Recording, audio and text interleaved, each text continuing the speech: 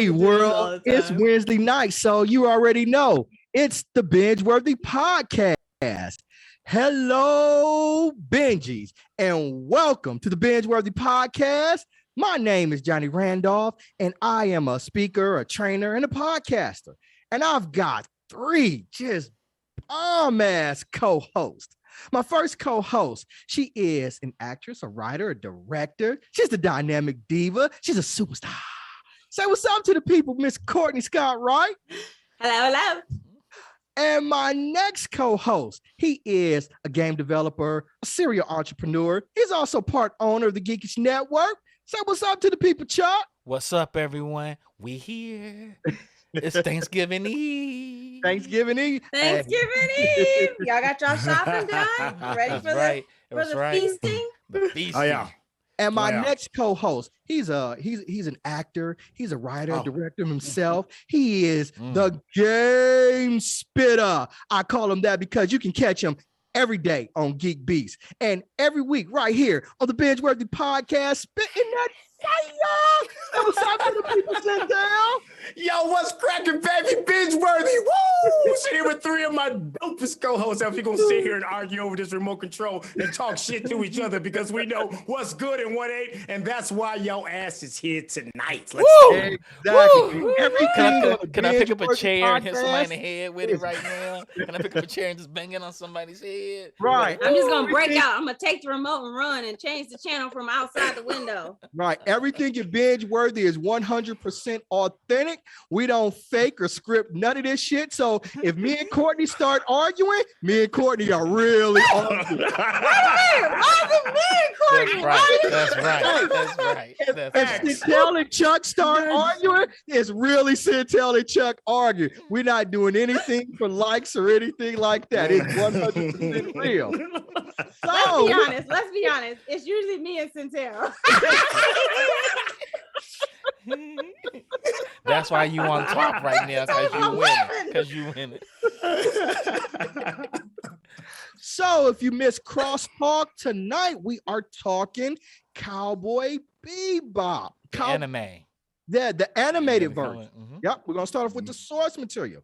Now, the premise of our show is that each week we will binge watch a television series. And then we come right here to the BingeWorthy podcast to discuss that series. At the beginning of the show, we will rate the series based on our unique binge-worthy scale. Then we engage in a high-level, in-depth conversation, and maybe our conversation can persuade one of the co-hosts to change their rating. And then we rate the series at the end. Now, speaking of our binge-worthy scale, at a number 5 is a full binge out. That just means that shit is delectable. Binging out. You're going to be binging out tomorrow at Thanksgiving dinner. So think about it that way. A binge out is the highest level that you can go.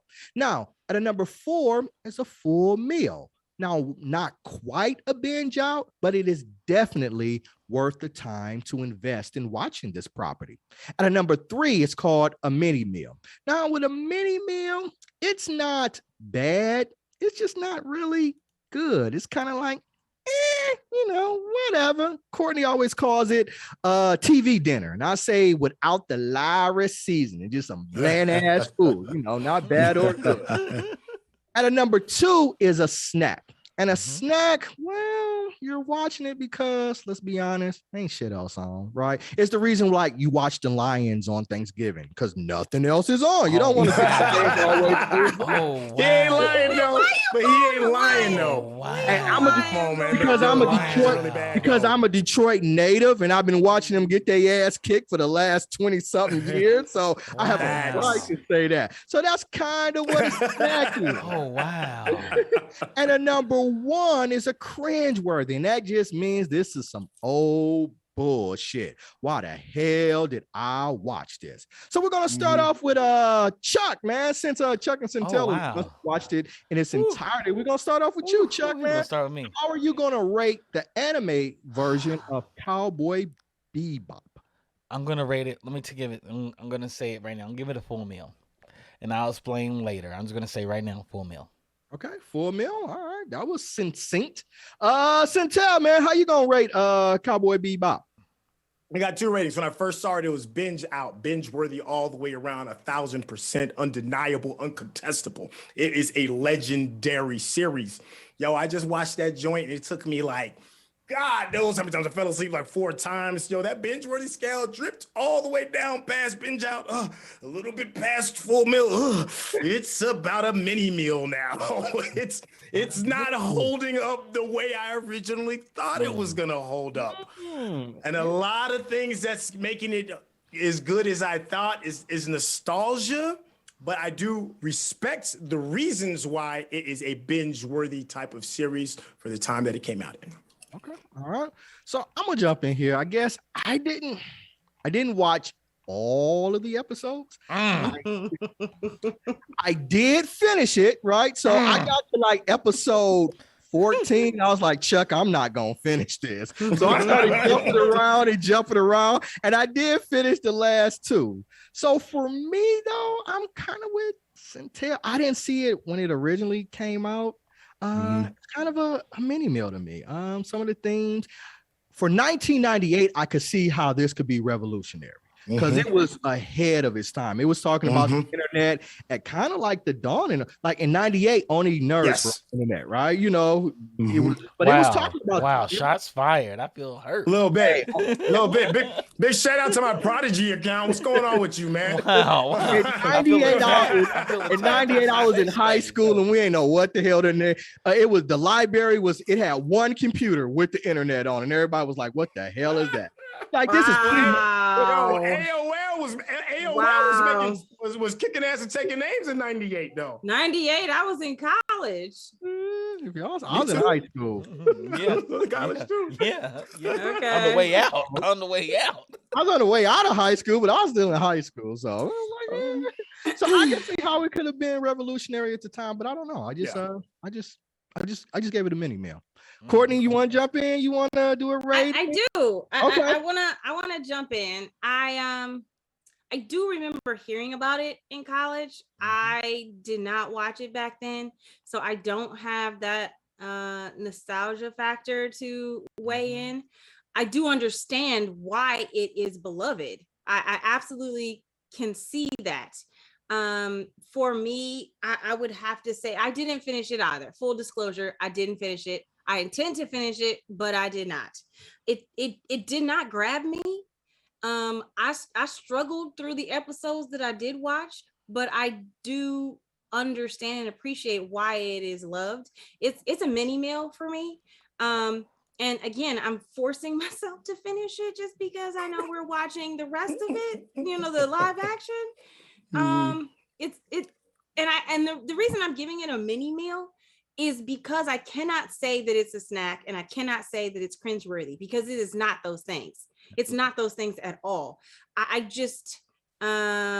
think that it relies heavily on music to connect me to the emotions of the character. And I need to know more about what these characters are actually feeling. There were only a couple episodes that I got any kind of like depth of these particular characters, the 3 main characters. And it just wasn't enough. Like, I just don't necessarily care about them and their journey. Like I said in the crosstalk, it's very Buck Rogers meets Burn Notice for me. So yeah, I mean, it's just kind of okay. So what's that? All right. What are you giving it? Huh? What'd you give it? She gave it a mini meal. What'd you give it? I gave it a mini meal. Okay, mini meal. Got 3 mini meals, and you gave it what'd you give it? Full meal. Full meal? All right, so what's that?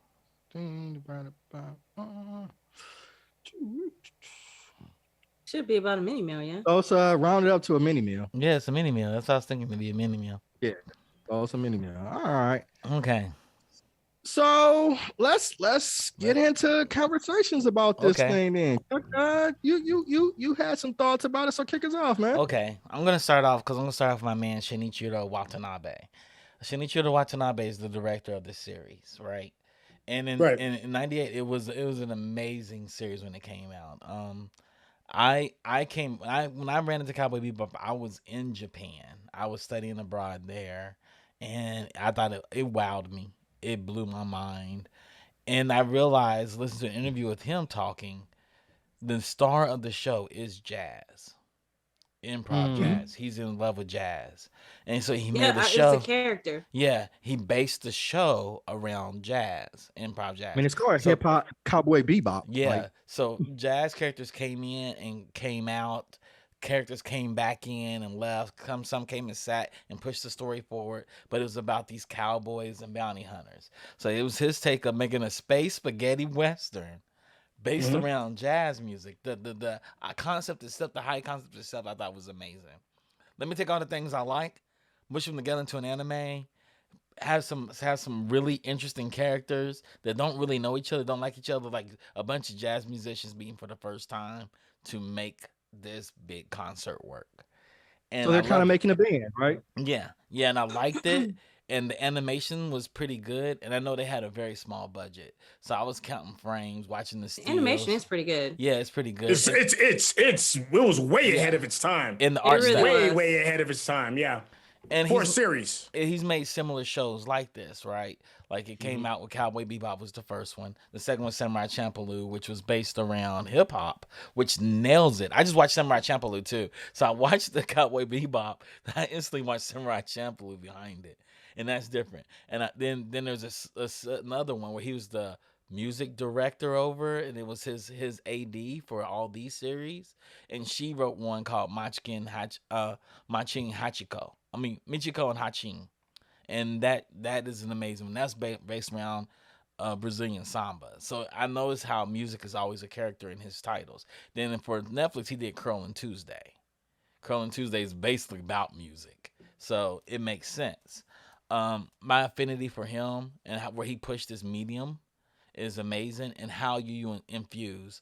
I think if we were giving Grammys out to Japanese directors for the musical scores, this would have won for TV shows in the Emmys. But we were not looking at that. And nobody's ever given Shinichiro his flowers, what he has created. He made this show, and it's a bunch of small episodes of a bounty hunter, because he's like, this is like me watching the bounty hunter show. He made the show like a person watching bounty hunters do a show, like Bounty, the dog, the bounty hunter. And I thought that was interesting. Yeah. And it's way ahead of Dog the Bounty Way hunter. ahead of Dog, yes. But that's what he way wanted. Ahead of it. So all the concepts came together, and I knew that. I knew that going into it. So if somebody didn't know all this stuff, they would look at it like, this is okay. And the fact that I need to know all this going into it in order to like invest and embrace in all this, that's too much research and homework I gotta do in order to watch a show. It is. And it is a 20-year-old property. Yeah, I mean, it is. Yes. No. Yeah, I hear what you're saying. But what I'm saying is that everything that Chuck just said has made this series far more interesting than just watching it on its own. Yeah. And because I figured out that Jazz was a character. Yes. I 100% figured out that Jazz was a complete character. That's why I said it feels like you're relying too heavily on the music to convey your story than actually just telling me the story from the voices of these characters. But now knowing that music is the fundamental main character, that explains a lot. Yeah, and you have to know that. Like when this got pushed up to Netflix and they said, "What is your opinion?" I was like, if Jazz is not the main character in this, you failed Cowboy Bebop. Yeah, I agree with that. You failed Cowboy Bebop. And it's not just jazz though. It's not just that. It's just jazz is the root, and there's other forms of music that sprout from jazz. Bebop and that's highly influential. Right. Mm-hmm. That's why it's hits the name of the ship, the Cowboy Bebop. The Bebop. Mm-hmm. But it reminds. I see Cowboy Bebop now. I remember the very first time I watched the movie 2001, The Space Odyssey. I remember the first time I watched it, and by the time I watched it, it was at least 10, 15 years removed, right? For the first time I watched it, and I didn't get it. I was like, there's this long, gigantic introduction of these monkeys beating each other up with sticks. It's this thing that's sticking up in the middle of the thing. There's Hal talking about, what are you doing? It didn't really connect. It was cool. The pretty pictures were cool.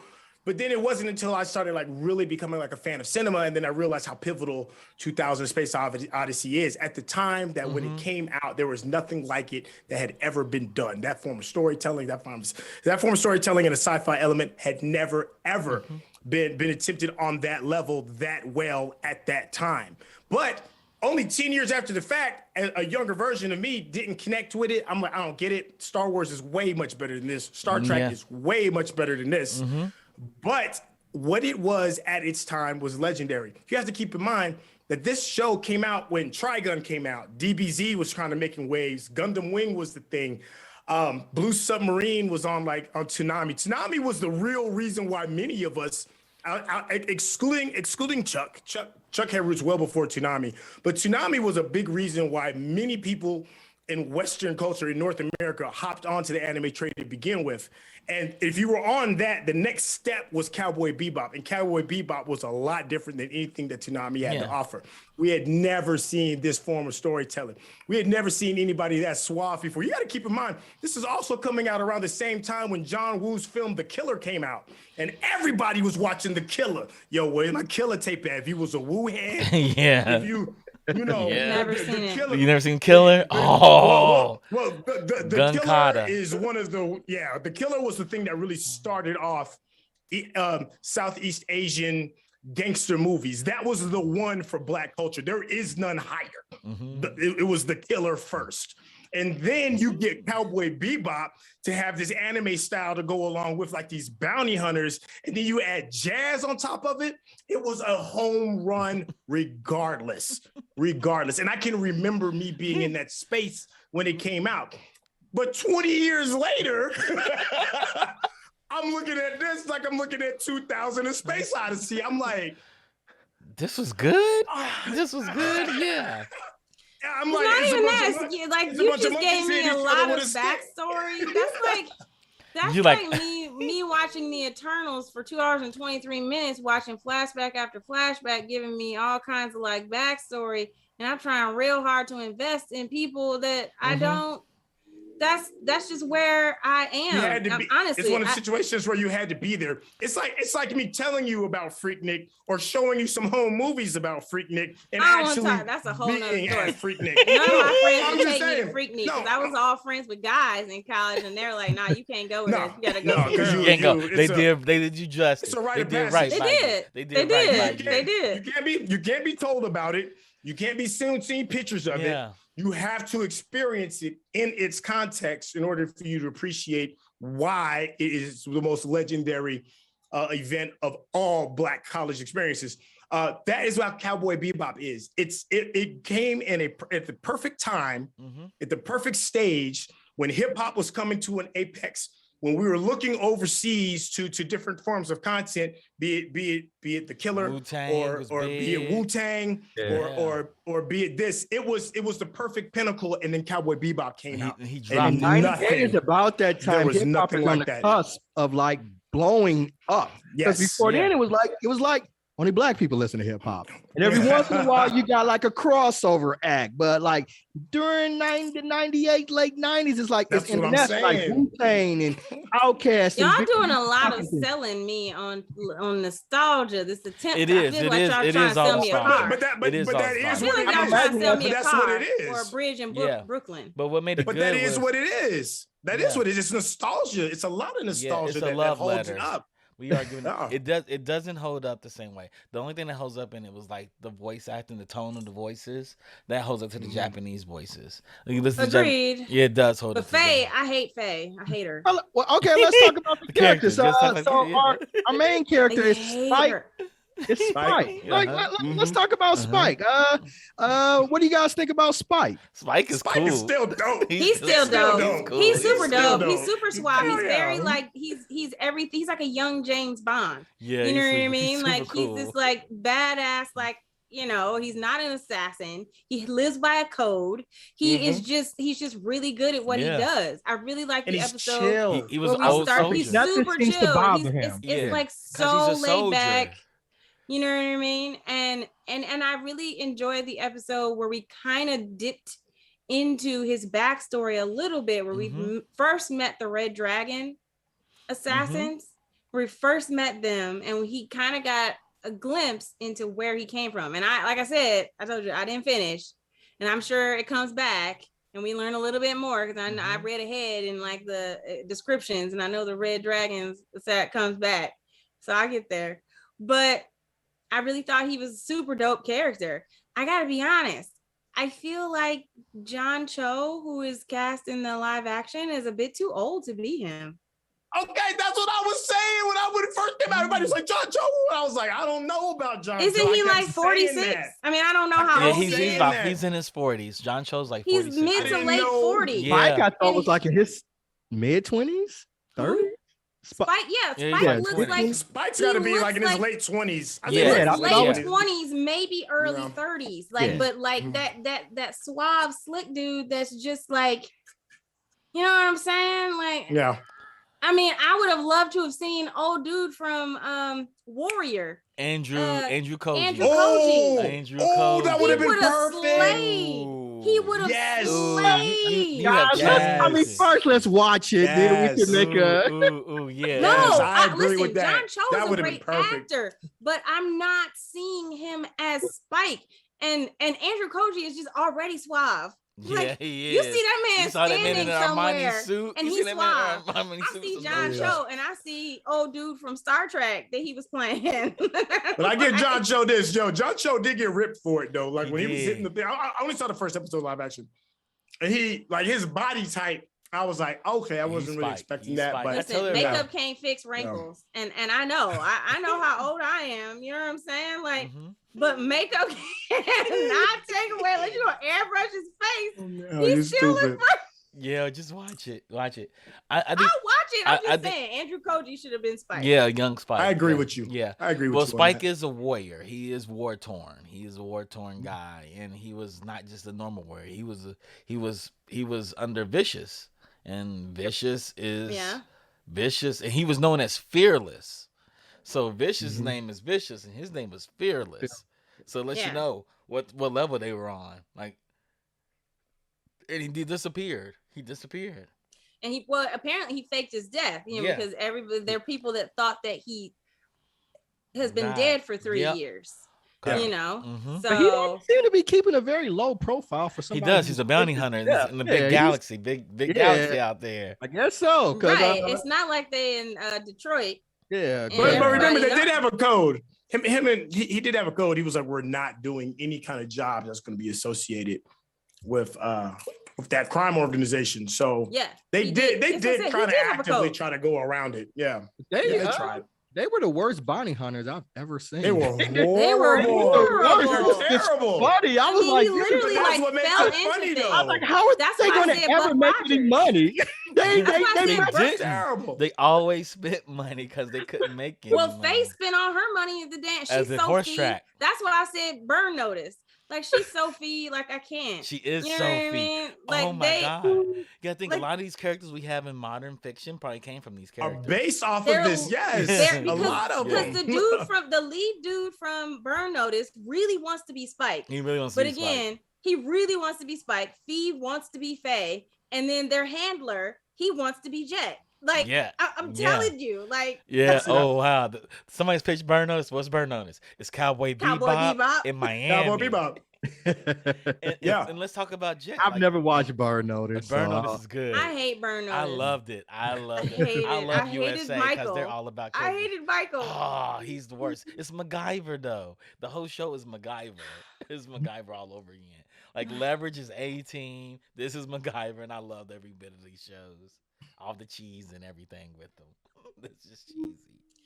But I get it though. I get it. So let's think about that. So we have Faye. Faye's a headache, but Faye has. Yes, she is. She's a pain in the ass. She is a pain in the ass. Annoying. She's whiny as hell. Everything's like, and I don't know. Maybe it's like the voice actress. She just seems so like heady. Like her nose is nasally and heady, and I've never really been so. She was shrill. Yes, she is. Hold on one second. I was like, oh God, please stop talking. Is she gonna be part of the team forever? She did just kind of ingratiate herself into the team. She was never invited. She would just shut up like, hey, what we talk about it. Bounty? Yes. Like what? Like she's gonna upstairs to get a shower. She said she's going to get upstairs. You going to talk to her? You should talk to her. You going to talk to her? I guess I'll talk to her. Like, who invited you? When was this invitation extended to you? She just became a part of the crew. Yeah.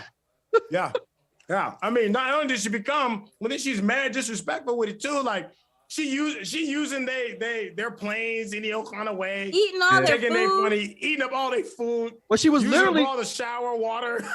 She was literally taking money from the safe and going on. And spending it, just going. Yeah. You know who my favorite character? I'm not gonna lie. Like I love Spike is dope, but that little dog, Ian, yeah. Is his name Ian? What is it? Whatever his name is. But you know, he's the smartest one in the whole crew. That's the He is.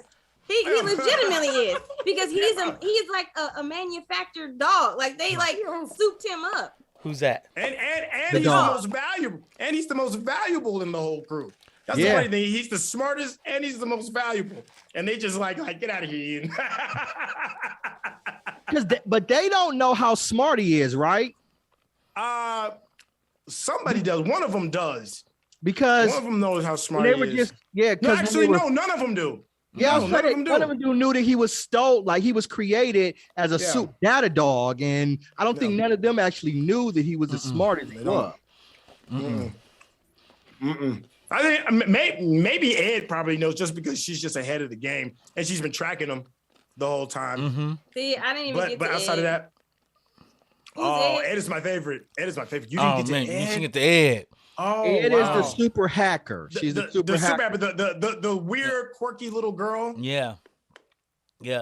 She has autism. I fell asleep, guys. I fell asleep. Oh she's so endearing. She's almost the face of the franchise. She is the face of the franchise. That's how endearing she is. Yeah. What I kept saying to you in the about the trailer when they released the trailer. Yeah, you're like, they didn't show Ed. They didn't show Ed. I don't care about the show until they show Ed. Yeah. Well, she comes in a lot later, though. I'm like, she comes in about after 11? The first third. She comes about the last 2/3 of the show. And that's what I'm saying. Like I'm like around like 9 or 10. Yeah, that's about right when she comes in. She comes in about 11. She comes in Let's talk about 11. Can we talk about that? Can we talk about how the fact that like you said, like we mentioned briefly about how it's different. The way the story is being told, the way it's unfolding, does not support the gravitas of what this show is. And like if they had just been structured just a little bit different in terms of like the narrative way that he's telling it, like it's just you know how normally I give a show 3 to 4 episodes, and if I don't get if it doesn't grab me in 3 to 4 episodes, then I'm finding onto a new show. And this took me like, it was really about episode 4 or 5 that I really started to care. And then like episode, I think 5, 6 or 7, like one of those was when I really kind of felt something. And Faye didn't even come into it until I think like episode 3 or 4. It took them a while to put the band together, and it seemed like an awkward way that they were putting the band together, because it seemed like to me, first it was individual episodes, just really Spike. Can you hear me? Yeah, this is me. Yeah, you can hear me now. Okay. Yeah.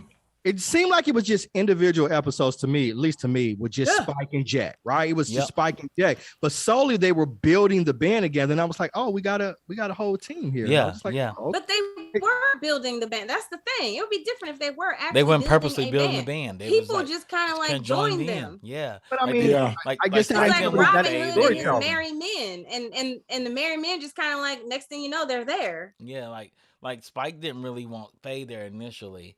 And Jet, he told Faye she could come. Jet didn't want her there. Then Jet wanted her there, and Spike didn't want her there. Because we're introduced to Faye, but then she goes. It's like several episodes later she comes back, right? She dips out. Yeah, she dips out. Because it's like we're introduced to her. Person. She was like, "You a bunch of weirdos." We're introduced to her. Then it's like 3 or 4 episodes later where she comes back and joins the team. Let's talk about because she comes in the Asimov episode, right? When Asimov gets killed, right? And the whole thing is she's not after Asimov, she's after the girl, because the girl's worth more than Asimov, and they didn't know it because on the bounty board they talked about Asimov being this guy to capture, but the girl is actually the daughter, the heiress of a big time Mars billionaire, right? Something like yeah. So Well, she was Wait, like, what episode is that? Asimov's girlfriend. But that's a little bit more. They kind of pushed that real heavy in the live action. Not they didn't push it as heavy in the, they didn't push it as heavy, but in the anime. Yeah, that's true. That's true. But who? Okay, what episode? So Asimov is the guy that put the drug in his eye that made him super powerful. And the girl. Okay, that was the first episode. Yeah, the first episode. Episode 2. Mm-hmm. Episode 2. Okay. So I didn't even realize that the girl was like an heiress. Yeah, she's like an heiress. The girl who was carrying all the drugs, the blood eye, Mm-hmm. the blood eye. That's what y'all talking about. Yeah. Yeah, because and she killed herself. No, she wasn't in there. Right, she but she was chasing him her though. Initially. She didn't kill herself. She just gave up and just drove into the gunfire. She killed Asimov. And then she allowed them, she drove into it so they would shoot her out. So then she just couldn't like die. She kind of committed suicide. You know, like, yeah. Exactly. That's exactly what it was. Yeah. But but you know what though? I can put myself in the same space of mind when I'm watching this for the first time. And I'm seeing cool ass Spike do his thing and track this down. And then I remember that moment when he took the red eye and the world changed and you're seeing it through the red vision. And I remember thinking that was some of the coldest, dopest thing that I'd ever seen in the animation of his eyes kind of like bulging and flexing from the drug coursing through his veins. And then that scene when they're trying to get away and they're flying through the canals and that jazz is playing. And I was like, I've never in my life seen a chase scene to jazz before because it was just cool as fuck.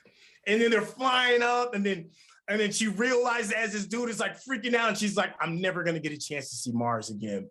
And so then she looks over and Spike is like, you don't have to do this. And she's like, she ends dude. And then she flies into the gunfire and the jazz is still playing. And then it was just, there had never been anything like that ever in TV at the time, ever. That shit blew all of our minds. We were like, what is this shit? What is this? But today, it's like, what is this shit? Yeah. But I remember being in that space and being blown away, absolutely blown away. I'd never seen nothing like that shit before. Never.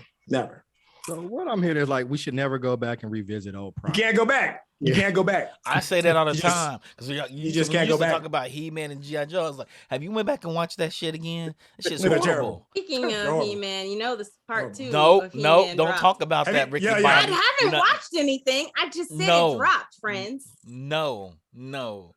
That would not be named here. I may throw away that episode from the whole entire show. Wait, are we not going to review the second part? We gotta finish it. We're going to review it, but I'm trying to we gotta finish it, man. As far as possible. It might redeem itself. It might be No, dog. I watched the Masters of the Universe, and I'm like, man, Kevin Smith is done. I put him in the same box. Wait, Syntell, why do you look like that? Thank you, Syntell. I'd rather drink my own urine. Oh, God. Oh, shit.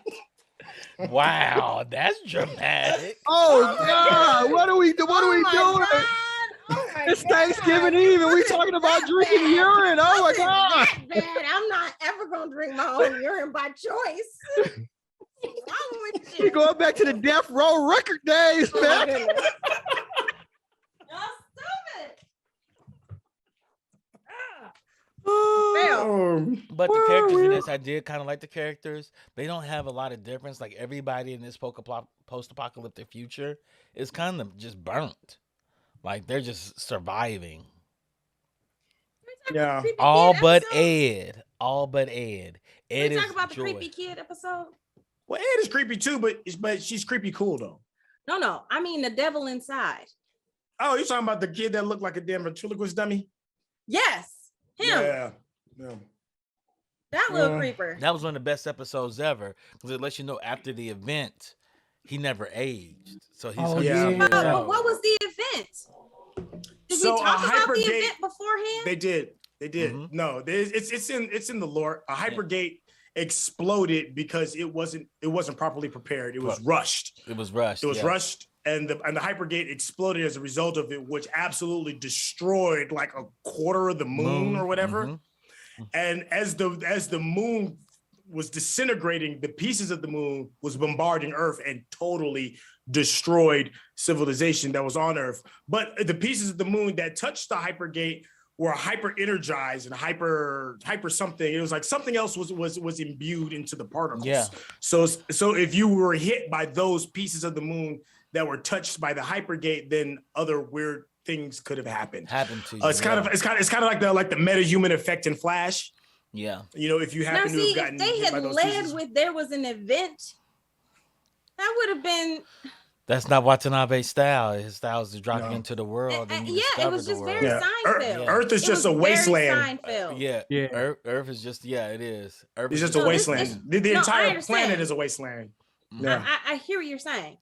This series is very Seinfeld for me. See that? Yeah. I've never watched Seinfeld. Oh. Well, you know, it's a day in the life kind of show. It's like, today, this is what happened. It has no purpose whatsoever. It's literally, and Larry David even says, this is a show about nothing. A show about nothing. He literally said, I'm making a show about nothing. He pitched it and people were like, great. What's the show about? He's like, nothing. Nothing. White people. White people. Rich white Only people. Only white people can greenline that shit. David is fucking loaded. They had JB Smoove on. He's brilliant. And JB Smoove was like, Larry David might come back, he might not. Shit, he's still living off the Seinfeld money. He ain't even touched the Curb Your Enthusiasm money. He said, Larry's so rich, he's still living off that. Yeah, that's why people be like, yo, Seinfeld's so rich. I'm like, Seinfeld ain't got nothing on Larry David. I'm like, Larry David got Seinfeld's checks. What are you talking about? But when you watch, one thing I liked about Cowboy Bebop is set up that anything people don't can know happen. Yeah, they don't. Most people don't know Larry David is the brains behind that Seinfeld. Mm-hmm. Yeah, they think, oh, Jerry Seinfeld, the comedian. No, Jerry Seinfeld got hired. Yeah, he was hired. Like Jerry paid too, but Larry David. But he told Larry David jokes and maybe doing one or two of his own jokes. Larry Derry is a character. I'm gonna write him. And Curb Your Enthusiasm, low key, is funnier than Seinfeld. Way funnier. Low key. That's what I've heard. Yeah. Curb Your Enthusiasm is hilarious. It's dark. It's dark. I've never watched it. I have to watch it. Yeah. But I mean, we're off topic. We're off topic. Let's get back on topic, you guys. But stay on target. But one thing I liked about this show is like it showed the incidents of their lives. There wasn't a through line story where there's a dedicated villain. There's no dedicated villain in this movie. It's just them. Vicious is not really the villain though. Vicious comes up. Vicious becomes a villain because it ends the show. Like people have to see how the show ends. Yeah. Like Vicious is looking for Julia too. So him and Vicious are both looking for the same woman. And they both happen to find her almost around the same time. Cause she made it be known that she wanted to be found. Yeah. Like that's her thing. Like now I'm out here. You know, I want to finish this. Yeah. Why did it only have one season? What's up? Because that's how Japanese, you see the ending. That's how Japanese, you see the ending. Japanese shows run. You could spoil it. Yeah. Spike dies. Spike dies. Yeah. Spike catches it. Yeah. Okay. Let's talk about catches that. A hot one. No. That was one of my major problems of this series. Is that nothing was difficult for Spike. Nothing. I don't know about that. I don't know. Spike got hemmed up. You got to get further than the season. Spike gets hemmed up almost every fight. He gets hemmed up. No. It's not about him getting shot or stabbed. It's literally the stakes for Spike. He's going to continue to be Spike. He's going to continue to do the same exact thing, the same exact way. Yeah. But there doesn't seem to be any consequences. He gets shot. He gets, beat up. And then the next episode you see him, he's just fine. Yeah. See, that's why. See, you got to watch the full thing. There's episodes that explain a lot of the questions. Yeah. There's the feng shui episode. It's about this guy who's good at heart, but he has to do bad things in order to save. Was it his sister? I think it was his sister. Yeah. His sister. His sister who was blind. The blind girl, right? Yeah. Right. So the feng shui part of it is that, he kind of. When the episode starts, he's badgering Spike. He's like, teach me how to fight, because I want to kind of like get down like you do. I watched that episode. Right. So Spike's kind of whole thing is like you kind of just got to go with the flow. You just got to go with the flow. But just because you go with the flow, it doesn't eliminate you from consequences. Just because you're one with the force per se, you still can catch L's. And by the time he finally realizes, because he finally does like this hip toss in order to disarm somebody, and then he looks at him and he's like, "Oh my God, I get it," and then he gets shot. Yep. So even though you've learned the fact that you can go with the flow and Spike is definitely that. He just it's wherever the wind blows and he just makes the best of it. And it seems like he does always make the best decision. He always makes the proper hip toss or dodges the right bullet and all that. He still, at the very end of the show, at the end of the last season, he still gets killed. Yeah. So he doesn't run away from the fact he's not the luckiest person in the world. He is in one way, but still the consequences of his actions still take effect. And he loses his life as a result of it. And the type of soldier he is, he's a trained assassin. He's Navy SEAL level. He's high level. He's fearless, so he's high ranked with Vicious. So I think they're super soldiers. They're special, and it's him and Vicious are special. And Jet doesn't know about it. Jet doesn't care about it. I don't care about your past. Like they only. And what's that? Go ahead. But that's not necessarily what I was saying in terms of like, I get that you move with the flow. Same with James Bond. I understand what you're saying. It's just it always seems to be like. It's like the Superman effect, and he doesn't have not necessarily a weakness, but everything is just. I know at the beginning of the episode, everything's going to work out. I'm never worried, and I'm not. There was only one. There was only one real episode. Not even the Vicious episode where they first met after like the Vicious killed their mentor, and then like they had the whole battle in the church. I mean, I was more mad at Faye. I was like, bitch, he came to get you and you left. You couldn't pick up a gun. You couldn't fight. But she did apparently because she brought him back and mummy wrapped him and whatnot. But like, still, I'm like, okay. But he dies. It doesn't. I mean, what you're asking for happens. He dies. Like he's not as lucky as you think. I gotta wait till episode 26 to see him actually. You see why he dies. He's the main star. He's not gonna die in the middle of the show. I don't need him to die. That's the thing is that I'm not saying I need him to die. I need him to recognize that I need to see something. I need to see him in not danger or peril. Like I just need to see him register that it could happen. That doesn't matter. Never. You'll learn. You'll figure out why. He's been shot multiple times in multiple episodes. He knows that there is a risk. He knows. I'm not conveying what I'm trying to say. We are having a disconnect. So I'm gonna give you. Let's try again. You just keep jumping in too. Like I want you to explain it so I can understand. You're not telling it to me so I can understand it. Please explain it to me. Explain it to me, please. I'll give you the stage. No, go ahead. Somebody else talk, and I'll think about it. I'll try and convey it. Don't do that. Come on, we're having a good conversation. Don't do that. No, I'm trying to tell you honestly, in order to come up with the idea of what I need to I need to have a metaphor in order to pitch it to you. Let her get a metaphor, Syntell. Let her get a metaphor, Syntell. Let me think about it because I thought I was pretty clear, but I'm obviously not. I gotta figure it out. Give me a second. So my thing with Spike is that he doesn't care. The reason he doesn't care because he's heartbroken. He's willing to commit suicide. He's amped to commit suicide. He wants the story to close. Like the whole idea with Faye when she goes to the city of all men and she meets that one man who has woman parts because they experimented on him and he was breasts. He has breasts. Oh, is that why they say nudity is in this series? Because I kept waiting for the nudity and I never got any. Yeah, he shows his breasts. It's definitely in that episode. He has breasts. He has breasts. What episode is that? I'm going to watch that right now. It's like episode 14, 15. Faye, it's because of Faye, because Faye goes down to the city and they're like, there's no women in this city. Don't go down there. And she walks up in there and then she hears about Julia and she actually runs into Julia. And because Julia is supposed to be in the city and Julia has a bounty on her head. Everybody wants Julia dead. Who is Julia? Spike and Vicious' girlfriend. She was originally with Vicious. Spike stole her away, and then Vicious told her to kill her. I saw flashbacks when he's falling out of the window. Yeah, and I just didn't care. And that's when he died, and that's when the death doesn't bother Spike. Spike doesn't care about that. Spike just wants to get to her. That's kind of why he fakes his death. Yeah, that's why he fakes his death. Yeah, they were going to kill him. They were going to kill him if the syndicate, right? The syndicate was going to kill him. Yep, because Vicious works for the syndicate now. Yeah.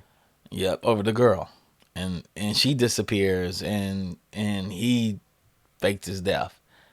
And then Faye's story is really dope too. I like Faye's story. Like, she was there before Earth, when Earth was Earth, and the event happened. It was the first event. And yeah, she was there before the Hypergate exploded. Hypergate. She was there for the first event. Yeah, there was another event, and she gets put into a coma. And they cryo freeze her, and she wakes up 100 years later, and everything she knew was gone. Everything she knew was gone. That was the VCR episode too. The VCR episode, which is so funny. And the one dude, the one doctor was telling her to be good. He was just there to manipulate her so she could take his debt, and she took his debt. Yeah. So here's something. They got hustled in the very beginning when she woke up. Here's something that's a little off the beaten path, but still connected. So the VCR episode is they have this VCR tape and they got this information that's connected to Faye, but they can't play it because they don't have a VCR player. So they had to like break into like this old school museum, break into like this museum in order to find this VCR in order to play this tape, because VCRs are just that rare, especially like a Betamax on top of that. This came out in 98, so VCRs are still like the main thing. This is before the DVD boom in 98. So in real life, I got a bunch of tapes. I went out and tried to find a VCR on Amazon. Yo, guess how much the cheapest VCR is on Amazon? A VCR. Just give me a number. The cheapest one is $350. The fuck out. If you want a regular one, it's $600. A regular VCR is $600. If you want a VCR DVD combo, you're not paying less than $1,000.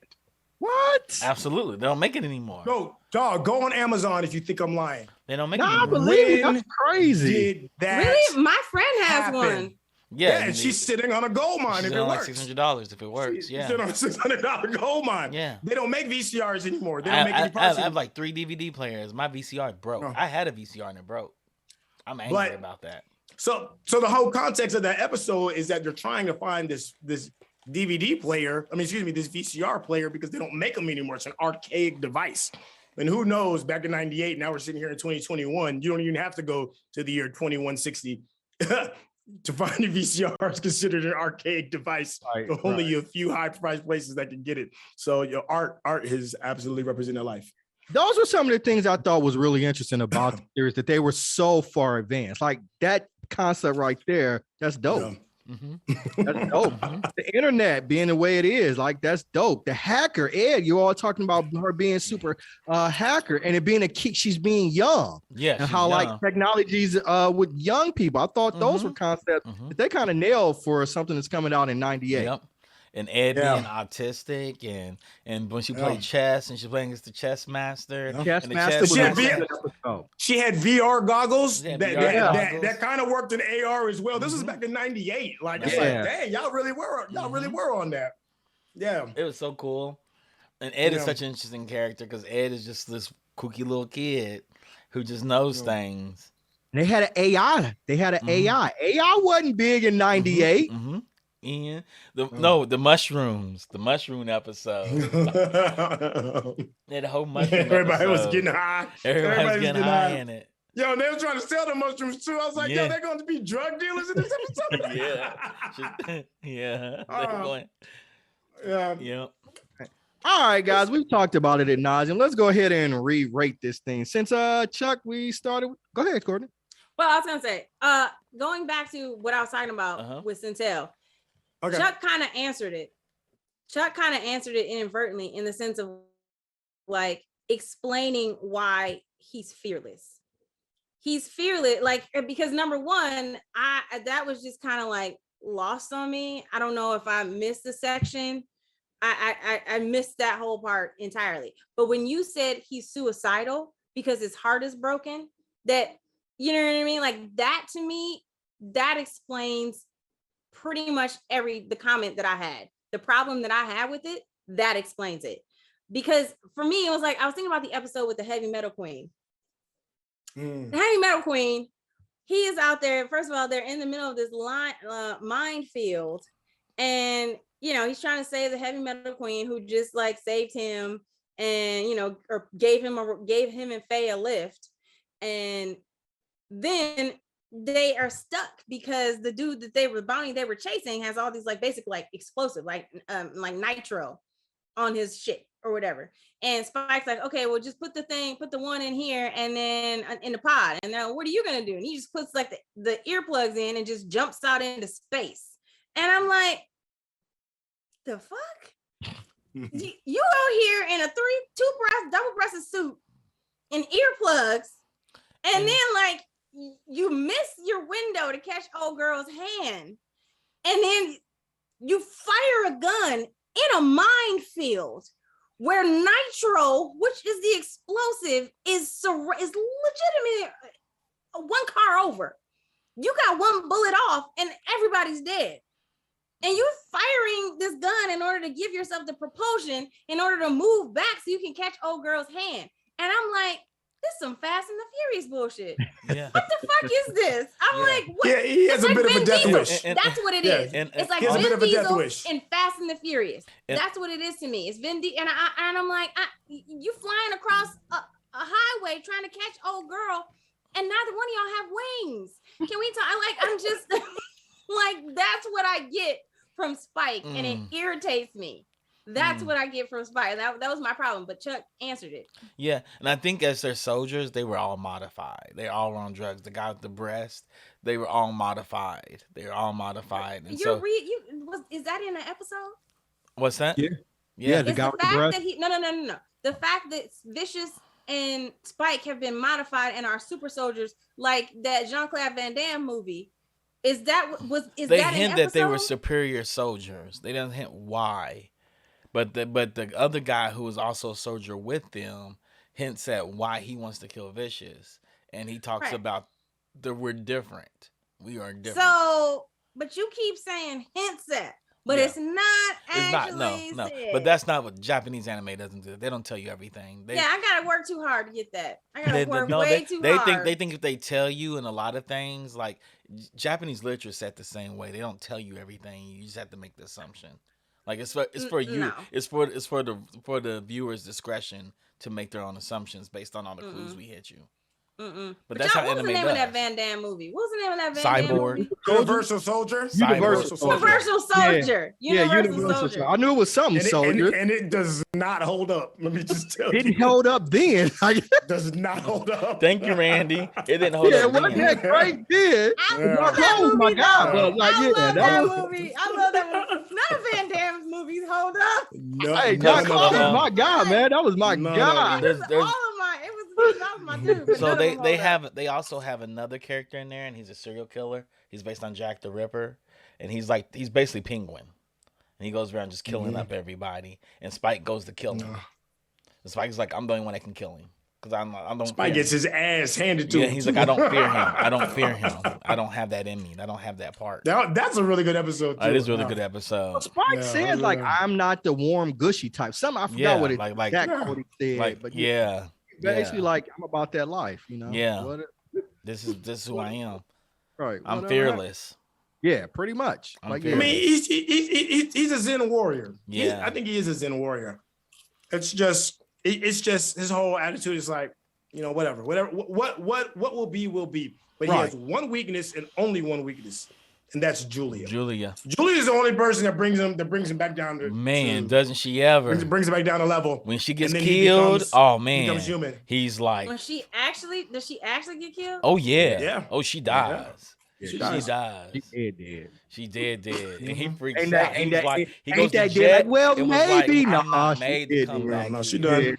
He's a what? Everything. What happens to Faye and Jet after Spike dies? Oh, well, so Ian, let me go to Ian and Ed. So Ed meets her father, and he's just the worst kind of father there possibly is. He's like a super nerd, yeah, I mean, super nerd, archaeologist. super fighter dude. Like he's like the perfect kind of dude, but he's caught up in his own thing. And he sees Ed, he's excited, and he loves her, and he hugs her, and all that. He's like, "Oh my God, I can't believe I've lost you for so long." And then this thing that he's chasing happens, and then he runs off and leaves her again. But Ed, because she wants to connect with something, especially her father, she decides to leave the Bebop. And when she leaves, Ian follows her. She's like, "Ian, you need to go back home." And then Ian wasn't feeling it, and she's like, "You want to come with me?" And she said yes. And then they walk off into the desert together, and that's the last you hear of them. Yeah. Faye ends up getting reconnected with her past. She has a moment where she kind of remembers everything, and then she goes back to Earth only to find that everything that was associated with her past has been destroyed anyways. Yeah. So she traces out her old home and lies next to it, and then she contemplates what her next move is going to be. On her way back during this time of contemplation, she bumps into Julia accidentally, and then they do this whole fucking what were the two girls that two women? They do their whole Thelma and Louise thing for a hot second. And Julia is like, "Well, on your way out, like, I know you know Jet because you're a bounty hunter. I mean, not Jet, but Spike because you're a bounty hunter. Tell him that he can find me at the spot." So the only reason, and I don't think she would ever go back to the Bebop because she's found like her own inner peace, but she goes back out of a sense of duty to tell Spike that I bumped into Julia, so you need to maybe, whatever it is that you're going to do. And then she's about to go dip and kind of like do her own thing. And then that's when Spike was like, "I know I can close this out because I know where she is, and I can close out Vicious because Vicious has taken over the syndicate." Yeah. He plans a coup and it works. And as a result of the shift in power, Spike is now on like the most wanted list. Yeah. And so Spike has to leave. He kills Vicious? Yes. Yeah, Vicious dies. Yeah. He kills Vicious now. And he kills him. They fight. He kills Vicious and he dies. Yeah. But Vicious takes over the syndicate.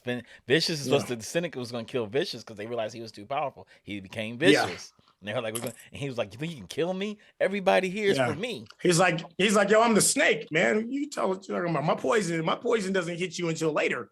Yeah. And that's what happened. Yeah. And you knew they had a one up on him. They said it was a rivalry between like the old guard and Vicious. She was like, "Yeah. Vicious is winning this shit. He's taking over." But Spike had to leave because he loves his family and he loves Jet, and he knows that heat is going to come to his family, so he had to face it head on. And not only that, and also fuck them because it's Julia. I'm going to go see her. Yep. Julia supersedes everything. So Faye tells Spike, "This is where Julia is," and then she just dips, and that's the last. She tells him not to do it. She said, "Don't do this. Don't do this. Don't do this. He's going to kill you. Don't do this." And even Jet says that. Jet is like, "Yo, you got to learn how to let this shit go, dog. Let it go. Let it go. Let her go." He's like, no. This is the only purpose is this. Yeah, Julia is his demise. So basically, Vicious and Spike kill each other. Yes. Yep. Okay. Yeah. And that's it. Yeah, I mean, it's Spike is really like his. I mean, Spike is Ahab and Vicious is his Moby Dick. Yep. He wants to kill Vicious. If he could shoot his heart, if he could turn his If he could turn his chest into a cannon and shoot his heart against Moby Dick, so do we have any? He would. Do we have any predictions that we want to talk about for the live action? Because it doesn't seem like this seems like it's not getting good feedback. It's not. Everything I hear is terrible. But I want to know: do we think this is a one-off season? Because if There's another one. There's another one. They haven't introduced Ed yet. So you're only getting you only get episodes 1 through 10 or 1 through 15.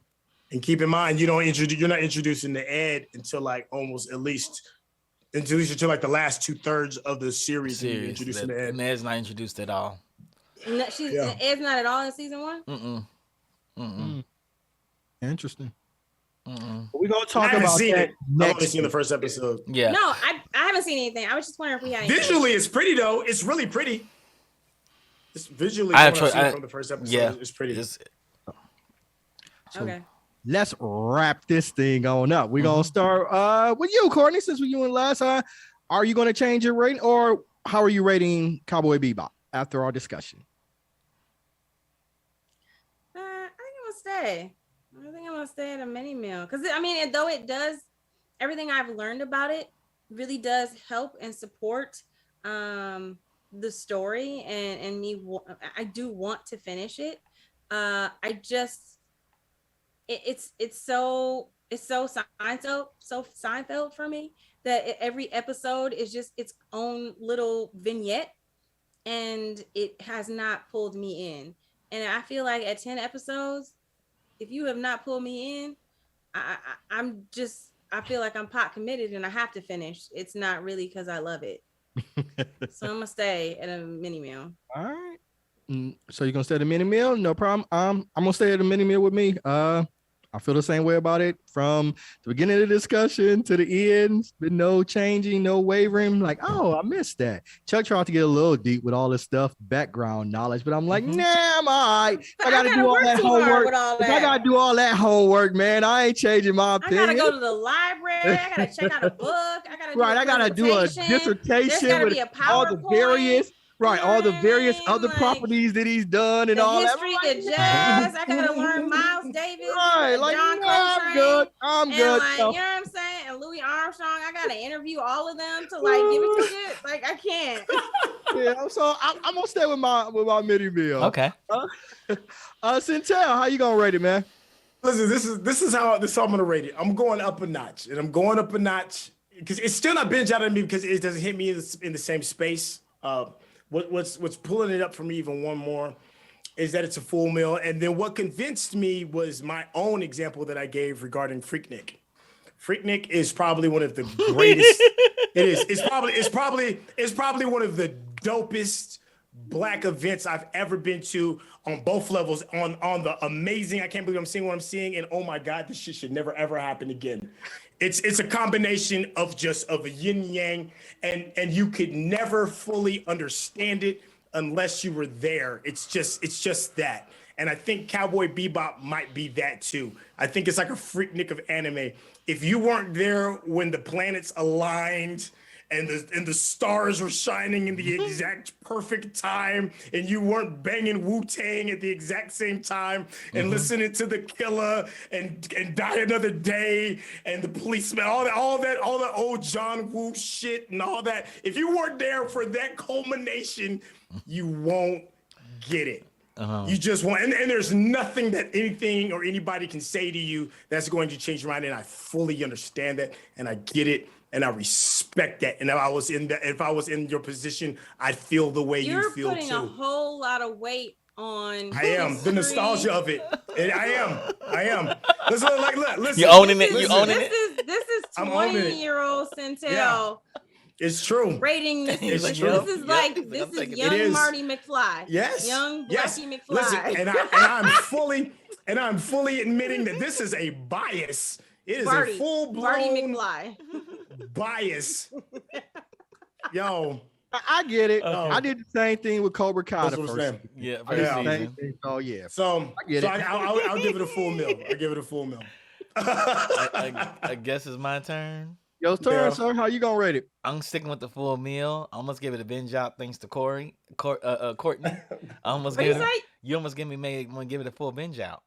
Why? Because of its influence on everything that came after it. It may be the reason we got the internet the way we got the damn internet right now. It may be the single. So you went up to binge out? I know, almost did. I'm not gonna do that because I have to respect my decision of making it because it is dated. But man, its influence on popular culture today. Oh my God! I absolutely understand. I said, I understand the nostalgia. I understand the beauty of the series, and I could see it. How back then it would be so it's just nuanced and new, and it's almost like it reminds me of the way like when the Matrix dropped, the first Matrix dropped, it blew everybody away, and it does hold up. The Matrix still does hold up. That holds up still. The Matrix holds up. Only the one. Only one. I said the Matrix. I didn't do the extra names that the other two had. Money grabs. Matrix money grabs. Matrix money grabs. They don't even need to be named. We don't talk about those. I didn't need those two. I just need that one. That one could stand alone as a standalone film. I could live with that. You know what I mean? The rest of it, they just came back to put their kids through college. You know what I'm saying? But like, so I understand. It's just that for me, like, even in a series like Jujutsu Kaisen, which has like one-offs, which has like all these things that are going on, it has beats of comedy, it has, you know, like crazy things happening. But at the end of the day, I connected to all of those characters. And old girl, the girl from Jujutsu Kaisen didn't come in until like episode 4. You know what I'm saying? Like 3 or 4. Mm-hmm. And then like we only really met 2. Two, and then we didn't even get Goju. Toto. No. What's his name? Starts with a G.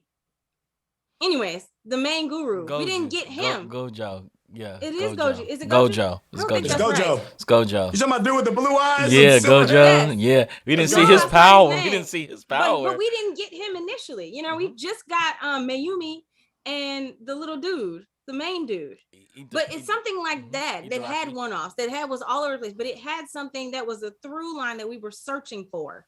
And I needed the information about Julia to drop a little bit earlier in order for me to even just drop me tidbits. I need breadcrumbs. You know what I'm saying? Just breadcrumbs. Well, they kind of do when him and Jet talk. Like they talk about certain things. He's like go. Like certain things in the past he didn't let go of. Like you need to agreed. I saw that. I saw that. Yeah, they just don't tell you who it is. That you didn't get a glimpse into the fact that what his past was until we didn't spend a whole lot of time talking about Jet either. And I know we got to go. There was an episode like Jet when he explained like why Jet lost his arm. And then there's like him when he's falling out of that church, when he goes to save Faye, we get the flashbacks of the history of his life. I needed those breadcrumbs to be. Oh, we have a Jet episode. Yo, but that slow motion when he busts out the church and that da da da da da, and that song is playing and the shards of glass is falling and he's got the thing, he's falling down. Oh my God, that shit was so gangster when it first came out. But it doesn't hold up today. It's just not the same emotional. At the time, though, everybody, we were like, I didn't have any emotions. What is this? I didn't have any emotions that weren't driven and that weren't manipulated by music. And the rose kept dropping, and then I was like, this is too much. I don't know what this is. You were in love with the musical character. I was in love with everything. I was in love with everything at the time. I didn't have any emotional bandwidth to anybody. I know. We gonna wrap this thing on. Yeah, let's wrap it up. You said before we head out, man. Yeah. Any last words? I'm gonna finish it. Okay. Chuck, you got any parting words for us, man? Yeah, I'm really excited about the live action version. I have some choice comments to make about when live action hosts the source material of anime. Mm-hmm. And it makes people feel a certain type of way. And I know why. All right. Syntell, you got any last words before we head on, man? Hell yeah, to my illustrious co-host that I love dearly. You better fight with me. What's wrong with you? You better fight with me. No, I love fighting with you. You better come. You called it out today. You called it out. I did. But it wasn't that I wasn't. No, listen, look at you. It wasn't that I am always down when I am clearly passionate about what I'm trying to say, but I knew I wasn't reaching you. Mm-hmm. I wasn't, and I needed to come back and regroup. Mm-hmm. I didn't give up. I came back after it was a good thing that Chuck jumped in because it helps clarify what the point was that I was trying to make and the counterpoint that I needed somebody to give me. Mm-hmm. So that's exactly it. It's just that I was like, okay. Spike was relentless. He was relentless. It's like a general that's like, okay, I got to regroup. I'm not trying to call what's the word? Fall, when they say fall retreat. I wasn't a full retreat. I just needed to regroup. I was in the huddle. I was in the huddle with the team. You know what I'm saying? This is my third down. I'm trying to get that first down because I know that fourth down is just basically we're just going to kick the ball. You know what I'm saying? I'm get that first down. All right. Cool. Happy Thanksgiving, everybody. Okay, that concludes our show for today. Thank you for tuning in. And as always, we give a shout out to Digital Click that keep us looking fly, they keep us looking fancy so we can perform at our best. If you're interested in Digital Click for their marketing or promotional or just their business savvy, please consider reaching out to them. Also, please follow us here on Twitch. And if you love what we are doing, then consider subscribing to us on our channel. If you have Amazon Prime, which I mean, is almost 2022. I don't know why you wouldn't. You can link your account and subscribe to us using your Prime Gaming. It won't cost you anything, but it means the world to us. So as everybody said, man, thanks guys for tuning in, and have a happy Thanksgiving to you and your family. And come back and check us out next week, which we're going to do the live version of Cowboy Bebop. So if you thought this was good, you know, you just getting a little taste of what you're going to get next week. So as always, man, be your best. Talk to you guys later. Peace. Bye.